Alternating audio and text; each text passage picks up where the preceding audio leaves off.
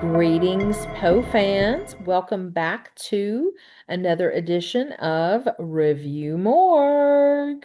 Dun, dun, dun. We need some And kind of producer click, the little click thing when they say take one. Okay. oh yeah, we do. Take 20. Okay. So, So yeah. as you can kind of see, you can't see like right behind me, but you can see the tombstone behind my head, which says hmm Ligeia. And so we are going to be reviewing The Tomb of Ligeia tonight. Yes, which is our last Roger Corman Yes, movie. yes, So, American International Pictures, hmm done in 1964. hmm And this was the eighth Corman Poe film. The seventh one for Vincent Price. Because don't forget, Ray Milland was in premature burial. Right. And then what I thought was interesting was that it's 1964 on IMDb, but when Hmm. you look at it on Tubi, it actually has it 1965. I wonder if it released in a different year from England to America. That's what I was thinking because I was like, yeah, that's like two different times. But usually when they finish filming versus when it actually goes public can be a True. different time. That is true. Absolutely. So our main actor, again, like we just said, Vincent Price, Yep. he is the legend, the horror master, and so I don't think we even need to talk about him in depth. Because we have mentioned him many, many times, and he is just you say his name and you just Most pause. people know. Yeah. Yes. And so he played the character of Verdun Fell, and Elizabeth Shepard was the main actress in the film, and she played the double role of his first wife, Ligeia, or I should say, the Lady Ligeia, and the Lady Rowena, who was his second wife. And Right. we'll get into that a little bit later. But one other movie that she was in was Damien Omen 2. So I thought that was kind of interesting. But she's done quite a bit, and she's did an excellent job in this film. Yeah. And she's still alive, like Carmen found out earlier. She's Yes, yeah. still alive. Born in 1936. So as Jeannie we were talking Mhm. about, she'll be 90 years old this year. Yep. She'll be 90. And I think, and when I was looking at her IMDb listing, I believe she had done some work. I can't remember if it was 2023 or last year was her last credit, which I thought that's amazing. That's awesome Mhm. that she's still working. Yeah, Probably that smaller is. parts, but Yeah, it's good that she can still say that she's got listings out there to do, so that's mhm. good. Absolutely. And then this to me, this film, one, and we'll get into this later too, but the setting of this film is in the ruins of Castle Acre Priory, which is located in Swaffham, Norfolk, England. It is absolutely breathtaking, and I Mhm. think to me that's one of the things that makes this film so unique was the setting. Yeah, this one, it wasn't more static. All the Yeah. other films were mostly, you could tell that they were stage sets. Mm-hmm. But Yeah. this one, they made a point. Now, they still had some stage settings, like with the Abbey and all that kind of stuff. But by them putting in the ruins and the Stonehenge and everything like that. It did make it very breathtaking to watch the scenery in this one. Absolutely. Yeah. I think that's the one of the things that has always hooked me into this film. It is one of my more favorites of the Corman films because of the setting, and not and Vincent Price, of course. So Yeah. Yeah, he's a hook for me, but Oh, absolutely. And the other actors who were in it were they did a really good job as well, but I didn't recognize them as much as, Elizabeth Shepard. And I was going to say, yeah, they only had the third main character. This one, it was very central on a trifecta point of view. Because hmm the third guy, I don't remember his name. What was his name? well, there was John Westbrook played Christopher, I think it's Gow or Go, was Uh-huh. the man who kind of intervened with some things. Uh He was the friend of Vernon, and he pretty much was in love with Rowena. yes, and then Derek Francis played Lord Trevanion, who was her Mhm. father, and Right. then I believe that's correct. And then Oliver Johnson played Kenrick, who was The butler. yes. Or yeah. Yes, and then there was a doctor. There were some other very small parts at the very beginning when Mhm. Ligeia was being buried, but all of those people, I mean, they were in it for what, less than what, 10, 15 minutes, Jeannie? I don't think it was even that long. Yeah. But like I said, it was more centered on the characters of Vernon, Rowena, and Chris Mm-hmm. because it felt a lot like a love triangle. Yeah. And then the butler or squire or whatever you want to call him, uh, he was devoted to Vernon and everything. He was in it almost as much as they were. Yeah. But those Absolutely. were the only ones that stuck out as main players. Everybody else was just background noise to me, Yeah. No, you're right though. except for the cat. We can't forget the cat. Oh, yes, the cat was a main character. You really Yeah. think about it. Oh yes, the character. I was it's sad, but I was rooting for the cat more than I was anything else in the million. Because the cat was very much a central focus, and I'm hmm going, are we watching Ligeia or are we watching the Black Cat? Like, because this Exactly. one, I hate to say it, but when I was watching the movie, I was thinking, wow, there's more about the Black Cat in this movie than there was in the actual movie of the Black Cat. Yeah, that is true. And you see him behind my head. Yes, that's not her actual black cat. That's Yeah. the actual movie cat. Oh, I know.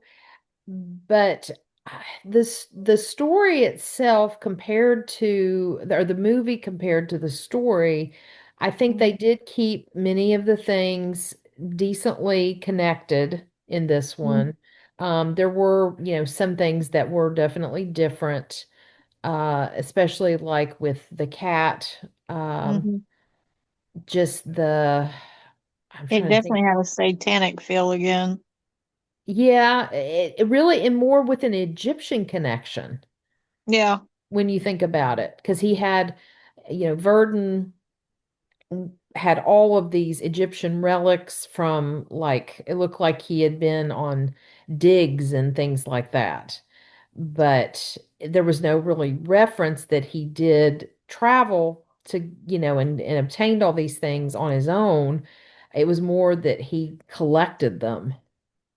Well, and also I think the one of the reasons they brought that one point in about the Egyptian head Mm-hmm. was because it was made of wax. Yes. Because Vernon didn't say, because Chris asked him, did you travel? And he made a point of saying, oh no, that's completely, I made it out of wax. Yes. And that's That's true. like a foreshadowing, in my opinion. I think, And yeah. some of the statues did have an Egyptian type quality, but they also had pagan qualities. Mm-hmm. So there was a nice mixture in there Yeah. of different, like the elephant head Yeah. and everything. Mm-hmm. So that was more on a Hindu That's trial true. and Yeah, that stuff. would So be. yeah, Mm-hmm. But yeah, it had a very pagan feel, and because it mixed a lot of different statues in there, and Yeah, I would definitely say like you just brought up the word pagan. I would say more pagan than satanic. Mhm. Because like when we look at Mask of the Red Death, that was the satanic aspect of. Yeah, I guess the reason I hit upon the satanic part is because of the fire and the red and just the whole hypnotism type aspect of it, about how the True. control, and that just had more of a, possession type of feel to me. Yeah. So that's where I got like the satanic, like demons possessed, that kind of thing. That makes sense. Yeah, because there was the mesmerism type aspect, or like you said, hypnotism in the Yeah. movie. I love how Vincent Price said the word I know. hypnotism. I went, Oh, okie I think dokie, that was that's on purpose. That definitely was yeah, on I know, but I purpose. was like, I like it. Yeah. Hypnotism.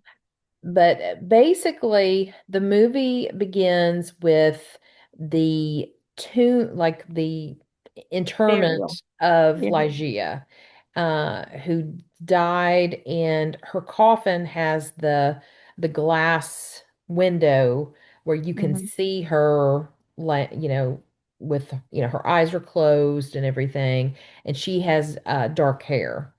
And the words that Verdon kept repeating are what's on her tombstone, nor lie in death was I can't remember, and the cat's blocking it. Nor lie in death forever, I think. I No, think wait a minute. Nor lie in death here forever, or something like that. yeah, it basically saying that she told Verdon that she would never die, like she would always Right. be there. And so that was definitely a theme throughout the entire movie. And they buried her, so they thought. And then kind of switched to a little bit later in time, not much. We have basically Rowena, and they're on a fox hunt, and she ends up falling off her horse right at Ligeia's tomb. Hmm. And that's where Verdon meets her because he scares the you know what out of her because he came kind of behind the tree that's next to the tombstone and almost scared her to death. But what one thing, the aspects of that part of the movie when they meet is she right below her grave are asphodels. They're actually not asphodels, but they No. say they're asphodels because they look nothing like a real asphodel. But I love the sentiment of it, and this is one of the inspirations for the asphodels, my book. Just want to throw that in there uh, because it's just they're all covering the ground around Ligeia's grave, and Elizabeth Shepherd as Rowena is wearing black and red for her riding outfit. And it's like the black represents the death and the black cat. The red represents the flowers. And, just thinking about, I guess you can even say blood on some level. And it's just a really incredible scene when they meet.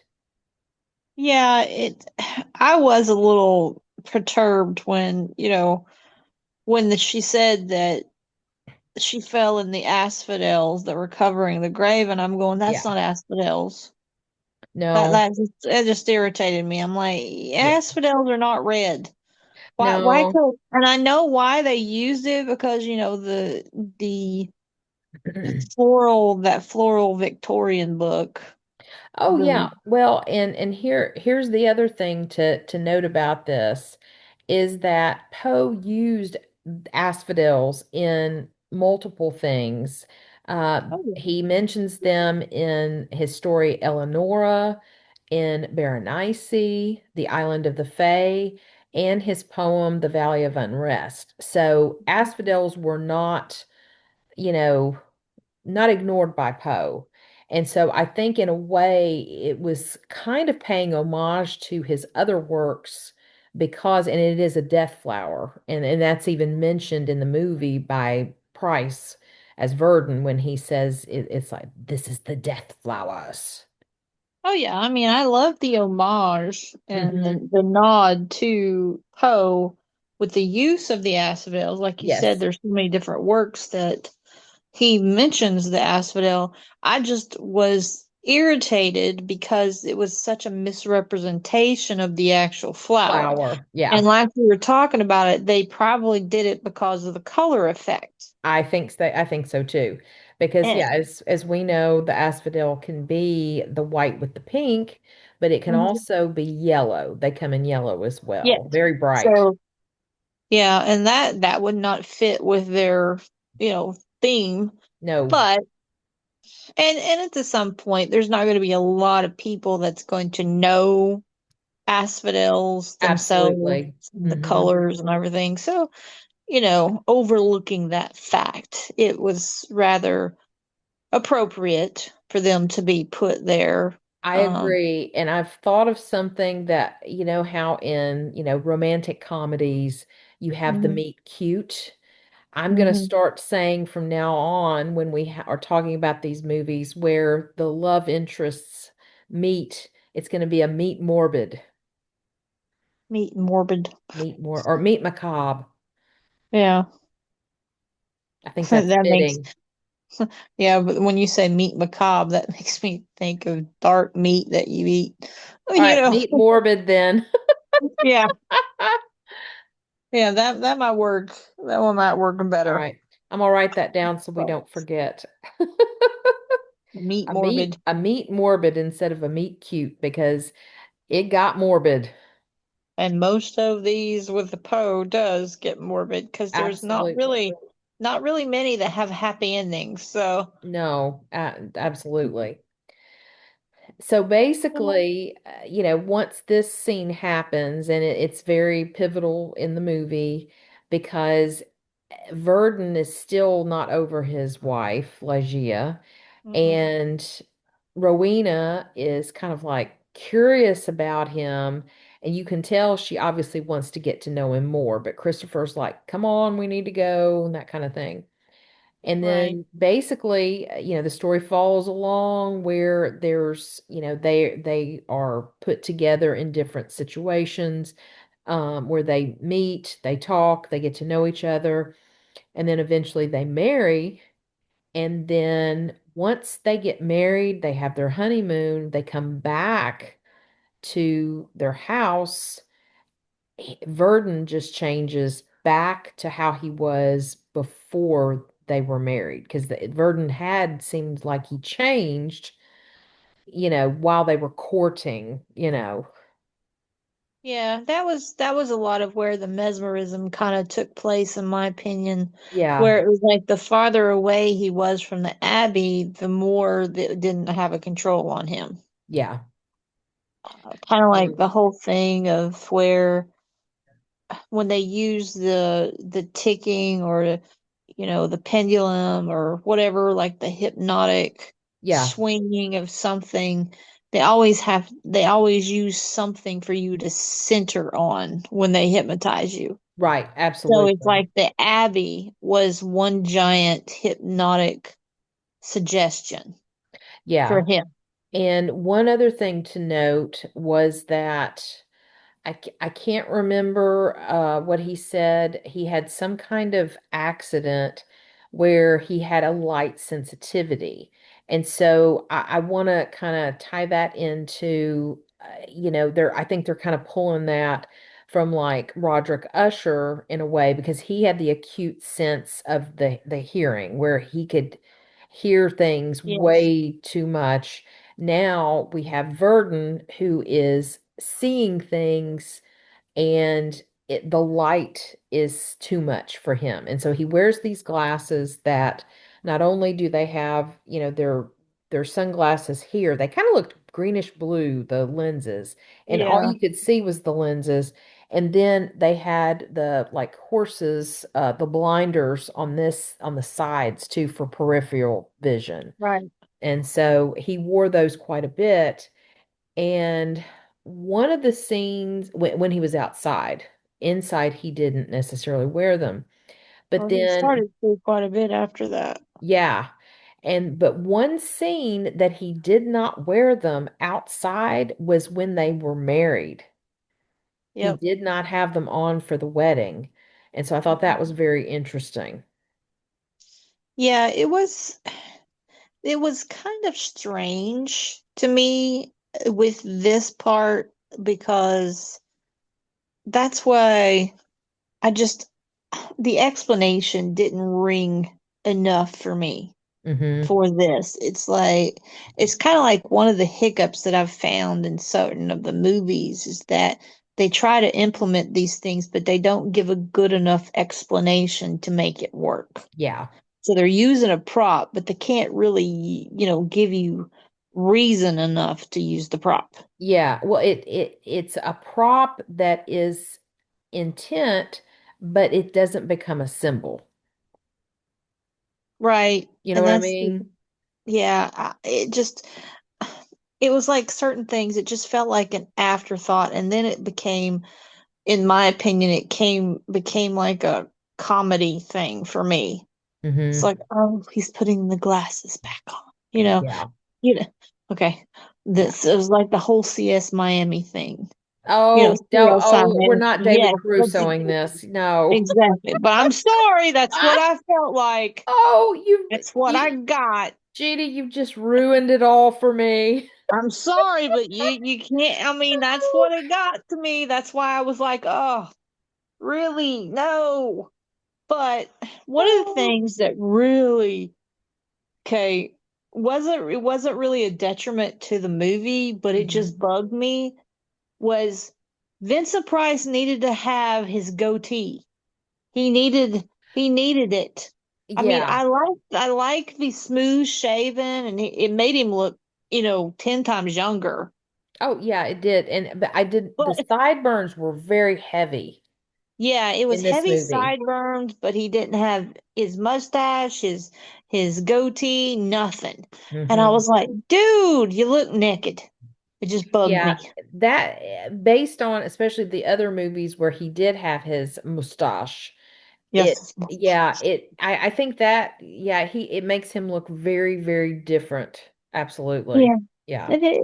And I don't know what type of hairdresser dude they had working on that movie, but his hair just had some funky curls going on. That one Yeah. swoop, you know, and I think that was the time.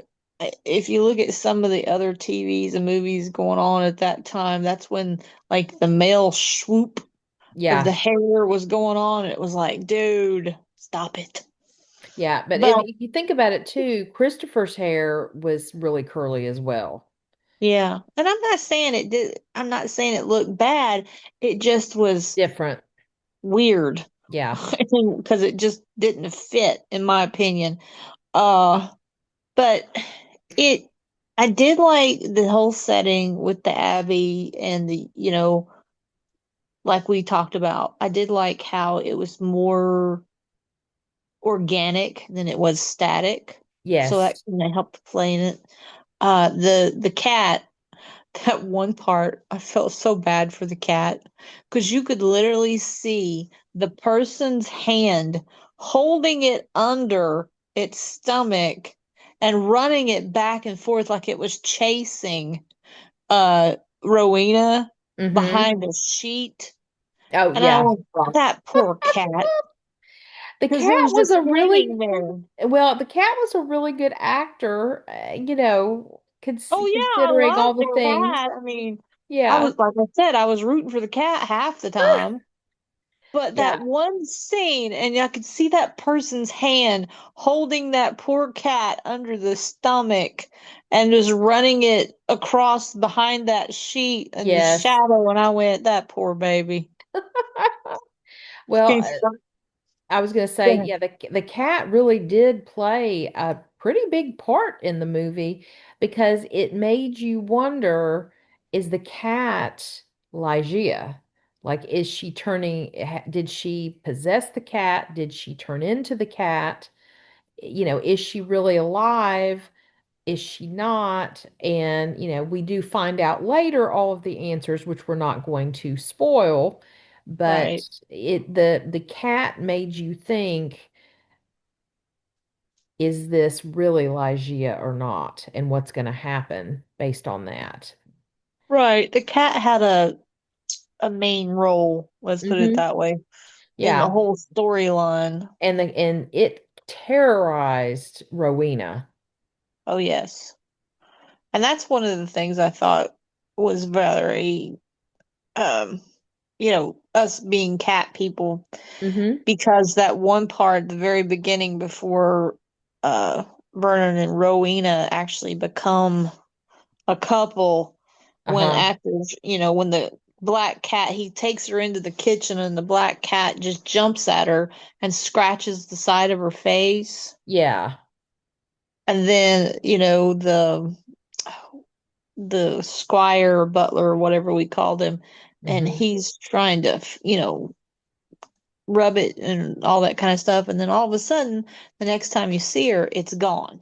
No Yeah. scars, no nothing. And I'm thinking, please, anybody that's had a cat scratch knows those things don't disappear and they don't No, heal that quick. no, they don't. And you can't really see it, but I have a cat scar right here where a cat long time ago scratched Uh-huh. me, and I have a tiny bit of a scar. You can't really see it because of makeup, but it's there. I can see it. Oh, yeah. And I'm like, yeah, that was, you have to step away from reality on that part of it, because Yes. you're like, yeah, anybody that's a cat person knows that that's not going away. Uh, Absolutely. But I will say that Rowena never really gave up on Verdon till the very end. right. It was very obvious she loved him and wanted to be with him and wanted to help him get over this oddness, this I guess mental torture, I guess would be the best way to say it, of the Lady Ligeia.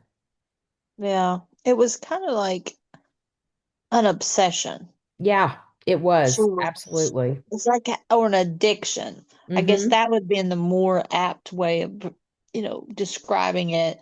The way Rowena kept him, kept trying to help him and everything.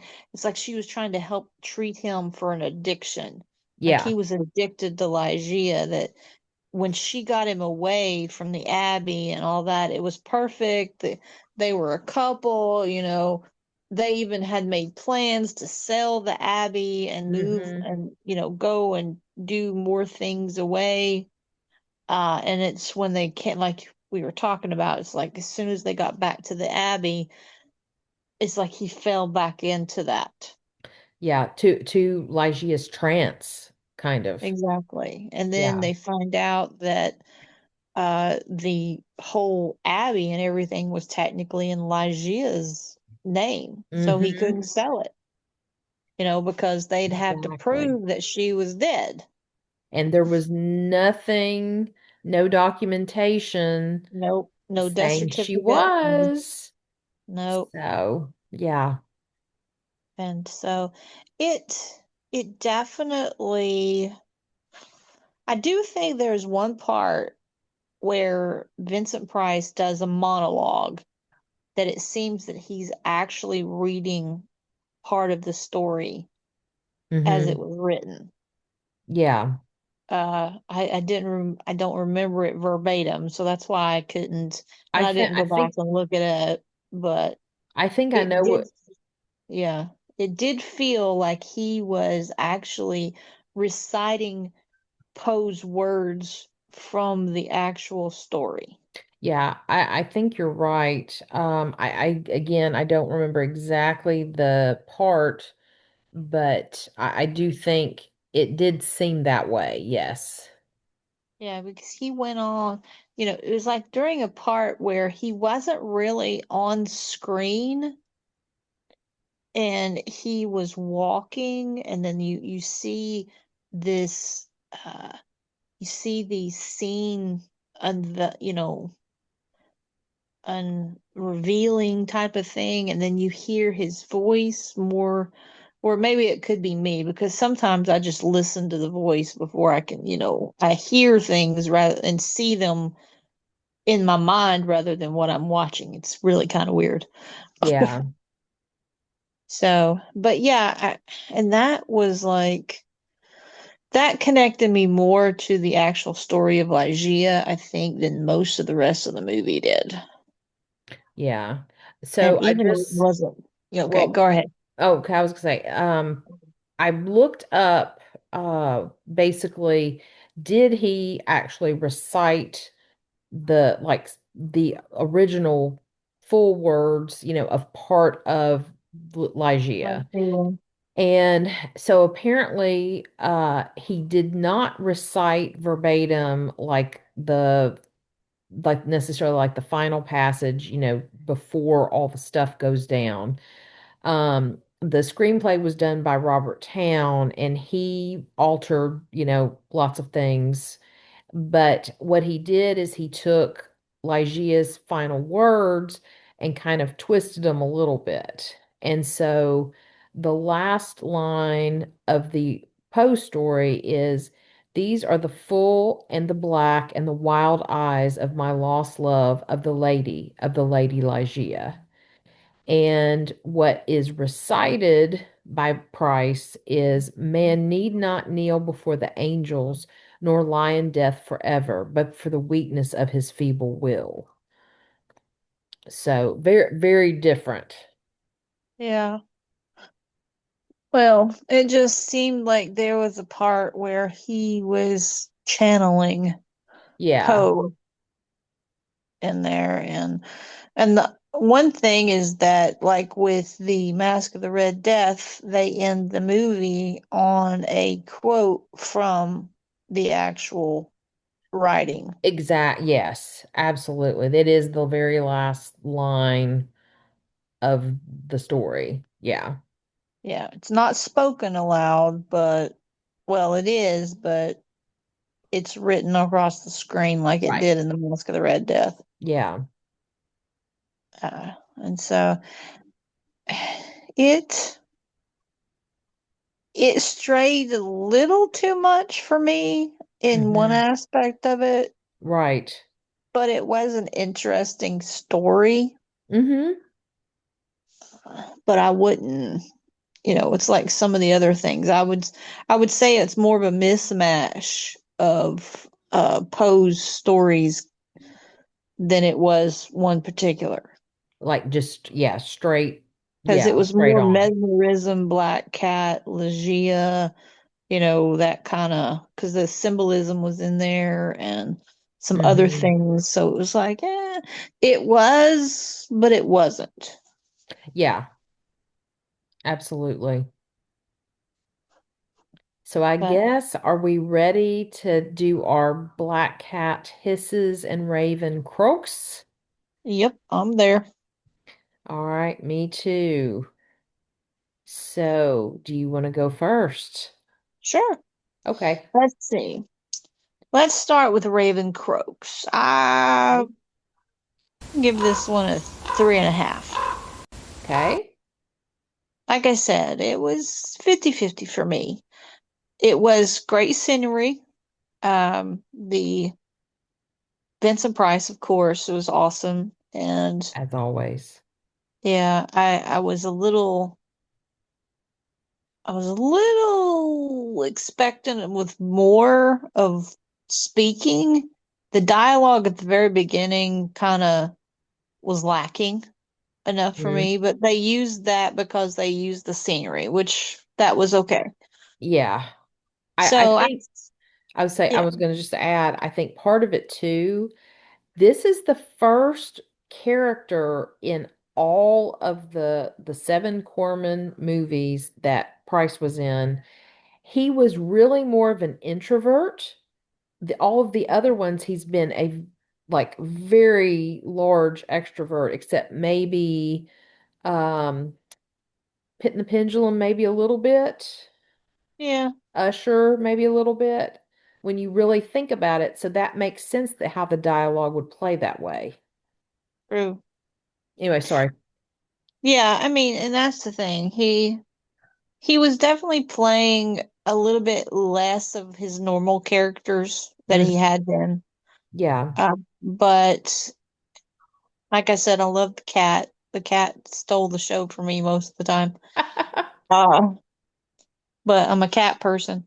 But yeah, I think the saving grace for the movie that made it a 3.5 for me was because it had such great scenery and the use of it was done well. Yeah. Uh, Now, for Black Cat Hisses, Hmm. I'm afraid I'm going to have to go with a 4.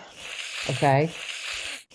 And just because the I hate to say it, but the character Elizabeth Shaw, oh, that's correct. Is that her Shepherd. name? Shepherd. Shepherd. I had the S right. You did. Elizabeth Shepherd. It was going okay, but then all of a sudden it just got so melodramatic, so overacting, so just, oh my God. I was like, nah. I mean, just even even her moments of trying to do slow motion acting were so eh. It's like, oh, and she would just literally push out. Oh, and the look on her face. She looked constipated half the time. It was just, oh my goodness. I was like, come on. And then, like I said with the sunglasses, I won't say it again because I don't want to, but I'm just saying. And then there was one part, this one part, the very end of the ending scene, Hmm. where I won't give it away, but Rowena is left behind with Vernon Hmm. and everything. And then he is laid her out and he's like having this part. And then all of a sudden, here comes Chris and the butler back all of a sudden, just out of the blue with Right. no rhyme or reason. They just pop back in. And it's like, why did you come back? I mean, you left. There was like 3 minutes, and then all of a sudden you just came back for no reason. He didn't call for them. There was, he just like, they just popped back in, and it's like, oh, we're taking her, and they take off. Well, I It's think like, they were oh, worried what Vernon was going to do to her. well, that was the thing. He had already done something to Well, her. I know, but He you know left what I her. mean. I know, but that's what I'm like. That's what I'm saying. Why did they leave and then come back? That just didn't make any sense to me. But Oh, just they was just way too many instances where the melodrama of her acting and some of the inconsistencies just got a little too much for me. okay. But yeah, so I mean it was a good interesting movie. It kept my attention after after the beginning where there was like no dialogue. Yeah. But yeah, so four black cat hisses, 3.5 croaks. All right. Well, for me, going with Raven Croaks, I'm going to say 5. Oh. Like I said earlier, this is one of my favorites of all the Corman films. And this is this is the of all of his films, this is probably the one that I watched last. Because I've seen all of these multiple times, and like I've watched some more than others, and this was it was the eighth one. I watched it last, just like it was filmed, but the other ones are very out of order of how I watched them. Mhm. And I think, again, talking about the scenery, just that natural aspect of the Abbey and just the nature part of it. It to me, it kind of really it also paid homage to some of Poe's stories and poems just because of the nature aspect of it. Because Poe talked about lots of different trees, plants, flowers, things like that in all of his works. And it was like the natural light in it too. Obviously I Mhm. know they had lighting because you have to in a movie, but it's like they almost didn't have to use as much. And it showed how beautiful it was. It was almost like a model without makeup, just the natural beauty of everything. And to me, it was like the Abbey wasn't a character, but in a way it was because of how Vernon changed from at the beginning when he was obsessed with Ligeia and she had that hold on him. And when he escaped, it was like he escaped from the house, even though he didn't realize that's what he was doing when he and Rowena were married and went away. And then he came back and it sucked him back in. Yep. And so just a characterization of that part to me was just phenomenal. And I did like all of the actors who played. I think they all did a really good job. I mean, in all these types of movies, I think you're going to have some melodrama, but I didn't think hers was as much as some of the former movies we've watched. No, I think it was right up there for me. So, Yeah, well, that's okay. That's okay. yeah. And, of course, the costumes of the time period were absolutely gorgeous. And just the story itself, I really do like the actual story, Ligeia by Poe. And Mhm. of course the cat. It just Yeah, we're happy. this was the best cat character in all of the Corman movies. I would given it an Oscar. It was that. Yes, he should have. And one thing I didn't look at was did he have a name in the credits? Like his real name? I didn't notice. We'll have to look at that. I'm kind of curious now. Yeah. Okay, so Black Cat Hisses, I'm probably going to give it probably a 3 because, they did vary from Poe's story enough that there were things that could have been, you know, I don't think they had to vary from the story as much as they Mm. did. Right. Um, in some aspects, yes, but some aspects, no. And I think a lot of it had to do with uh, trying to figure out how to portray the Rowena Ligeia connection and Mhm. everything. Um, the cat itself, there was no cat in Ligeia, and so Mhm. that again, like you said, it was kind of like they like kind of connected the black cat in a way into this.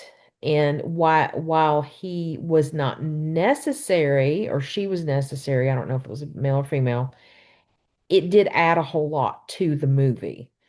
And Mhm. so it's kind of like I'm okay with it because it worked, but being like if you look at Poe purist what in a way, it didn't, it's like you didn't need to do that kind of thing. Yeah, But that was unnecessary, but yeah.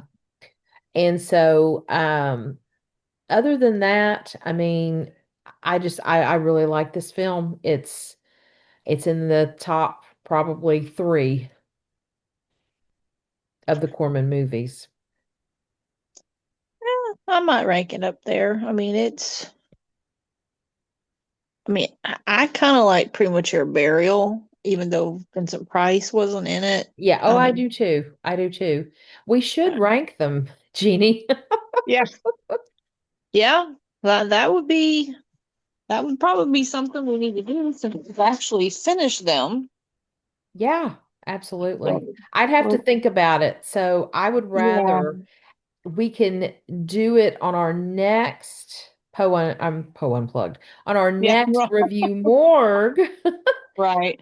and We just can a, start it off with our rankings then, and then move yes. on to our next show. Yes.